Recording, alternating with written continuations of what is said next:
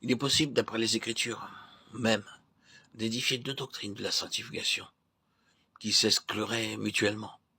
L'une, c'est que notre sanctification est en Jésus-Christ complète et parfaite, et que, après l'avoir reçu objectivement comme notre sainteté, nous devons simplement croire qu'il répond pour nous à toutes les demandes et à toutes les exigences de Dieu. Nous ne sommes pas saints nous-mêmes, et si nous nous préoccupons intensément de cette question de sainteté personnelle, cela ne peut qu'être contraire à la foi, devenir une introspection ou une subjectivité malsaine. Il nous faut croire que sa croix accomplit quelque chose de réel aux yeux de Dieu, malgré notre propre état, et regarder à Jésus ou avoir l'attitude de la foi. C'est le seul chemin de la délivrance, du désespoir ou de l'inquiétude. Nous n'avons aucune hésitation à affirmer qu'une telle position est mélangée et vague. Elle emploie certaines vérités glorieuses pour voiler d'autres vérités également glorieuses. C'est une position qui oblige nécessairement ceux qui la soutiennent à rester toujours sur leur garde, de peur que leur défense ne soit renversée. Ils doivent veiller continuellement à ce que leur position demeure intacte et ne montre pas ce qui arrivera si quelqu'un tombe dans le péché ou dans la honte qui en résulte, ou si l'on se trouve en présence d'une position plus désirable dans son enseignement ou dans ceux qui la professent. Ils savent ne pas pouvoir accepter une position alternative qui, pour eux, irait à l'extrême opposé, et ils doivent ainsi s'enfoncer dans ce qui ne les satisfait pas pleinement. L'autre doctrine est celle qui, par des formes variées de mots et de phraséologie, et quelques nuances de détails, prétend que la sanctification est le déracinement, l'éradication, la purification, la destruction de tout péché, de sorte qu'une personne sanctifiée ne pêche pas et ne peut pas pécher. La nature du péché a été entièrement mise de côté pour ceux qui soutiennent cette conception de la sanctification.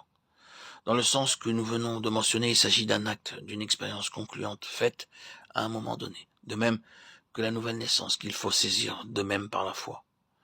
Il nous faut dire ici encore qu'il y a en cela un mélange et qu'une telle position a amené beaucoup de croyants dans la confusion et le désespoir. Nous disons que ces deux positions ont employé des passages des Écritures pour s'y appuyer. Et lorsque nous prenons les Écritures en pensant à ces deux positions, il semble qu'elles peuvent toutes les deux y trouver un tel appui. Les passages de l'épître de Jean semblent présenter une contradiction. Si nous disons que nous n'avons point de péché, nous nous séduisons nous-mêmes, et la vérité n'est point en nous. Celui qui commet le péché est du diable. Quiconque pêche ne l'a pas vu et ne l'a pas connu. Quiconque demeure en lui ne pêche pas. Quiconque est né de Dieu ne commet point de péché. Il ne peut pécher. Il faut voir ces paroles comme étant toutes adressées à des chrétiens. Cela semble être prouvé par le verset 7 du premier chapitre de l'épître de Jean. Si nous marchons dans la lumière, le sang de Jésus, son Fils, nous purifie de tout péché. Ici, nous avons le temps présent actif. Voici donc quelle est la position. Un enfant de Dieu doit marcher dans la lumière, confesser ses péchés, reconnaître son état de péché, et lorsqu'il le fait, le sang continue à le purifier. En même temps, celui qui commet le péché est du diable, et quiconque pêche ne l'a pas vu et ne l'a pas connu. Et cependant encore, en même temps, quiconque est né de Dieu ne commet point de péché, il ne peut pécher. La manière habituelle de triompher de ce dilemme apparent, c'est de corriger la traduction, et cela est certainement une aide, mais cela ne saurait nous donner le sens réel. Cherchons donc la lumière dont nous avons besoin, en essayant de retraduire ces passages plus exactement et plus littéralement. Le lecteur comprendra qu'un même mot français est employé quelquefois pour traduire la pensée de plusieurs mots grecs, et certains mots grecs ont un sens plus profond que le mot français qui les rend. Un Jean de 29, quiconque pratique la justice est né de lui. Un Jean 3,4, quiconque pratique le péché, en grec poneria, rempli de peine et d'efforts pour faire le mal, a des mauvaises intentions. Matthieu 12,39, Luc 11,29. Il pratique aussi l'iniquité. Un Jean 3,6, quiconque demeure en lui ne s'écarte pas du droit chemin. En grec, ne pêche pas. Manquer le but ou le bon chemin.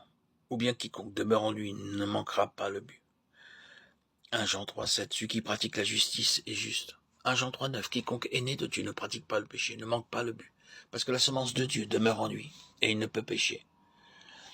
L'aide qui nous est donnée par la connaissance des termes qui sont réellement employés se trouve principalement dans le mot pratique, qui représente à la fois une marche habituelle et une action présente, toujours présente. Mais tout cela ne résout pas tout le problème. C'est pourquoi nous comprenons que la clé de ce dilemme est la différence qui existe entre l'âme et l'esprit. Ce qui est commencé dans la régénération se continue dans la sanctification. L'expiation se transforme en une puissance de sanctification. De cette manière, il y a dans l'esprit né de nouveau une recherche de sainteté, aussi bien qu'un désir nouveau du Seigneur. Lorsque l'esprit est renouvelé et vivifié, quelque chose se produit. L'esprit lui-même est ce qui, dans l'homme, est l'image ou la ressemblance de Dieu. L'esprit, il avait été mort, c'est-à-dire il avait été séparé de sa vie en Dieu, et avait cessé de fonctionner d'une manière divine. Le Saint-Esprit, en vertu de l'expiation, l'a premièrement renouvelé et vivifié. Il lui a donné aussi la vie divine, la vie éternelle en Christ. Il l'a ainsi fait un de nature et en communion avec Dieu. L'Esprit ainsi transformé cette semence, ou à cette semence de Dieu, de laquelle l'apôtre dit qu'elle est incapable de pratiquer le péché, ne peut pécher. Ce nouvel homme intérieur ne peut pas commettre ni pratiquer le péché.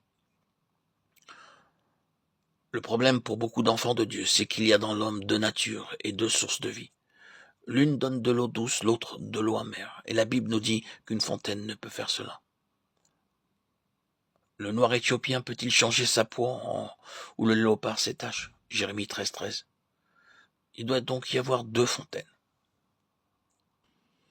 L'âme, qui est la fontaine de la vie naturelle, est empoisonnée et impure. Elle est toujours disposée au mal, comme la chair qui est en elle. L'âme est ce qui, en nous, doit être continuellement soumis, gagné et définitivement sauvé. Pour nous, nous ne sommes pas de ceux qui se retirent pour leur perte, mais de ceux qui gardent la foi pour sauver leur âme. Hébreux 10:39. L'esprit est enclin au bien, il se dirige naturellement en haut. La vie qui est en lui le fait graviter vers sa source, Dieu. Il juge et condamne tous les mouvements de la chair. Il s'efforce, animé par le Saint-Esprit qui demeure en lui, de diriger l'homme tout entier vers Dieu. Sa nature est divine, bien qu'il ne devienne pas la personne divine. C'est lui qui est une nouvelle création, 2 Corinthiens 5:17, et qui se renouvelle à l'image de celui qui l'a créé, Colossiens 3:10. Tout cela est une réalité plus profonde que la vie et les mouvements de l'âme, et s'oppose continuellement à ce qui est en nous-mêmes, et qui nous est naturel. Il y a des degrés dans notre expérience spirituelle, plus ou moins prononcés, dans des cas différents, et pour certaines raisons. La première phase peut être une joie grande et débordante avec un sens merveilleux d'émancipation. Dans cette phase, l'on parle souvent de choses extravagantes à l'égard de la délivrance totale et de la victoire finale. L'entrée du Saint-Esprit en nous donne souvent un gage de la bénédiction suprême. Il est ce gage, et sa venue dans l'esprit humain est célébrée avec gloire. Il pourra suivre ensuite, et cela arrive souvent une phase durant laquelle le conflit intérieur sera le trait essentiel. Il pourra s'y manifester beaucoup des expériences de Romains 7. Cela nous conduira sous la main du Seigneur à plusieurs autres choses. Premièrement, à la connaissance plus complète de la signification de notre identification avec Christ, comme dans Romains 6. Heureux est l'homme qui aura été enseigné en cela dès le commencement,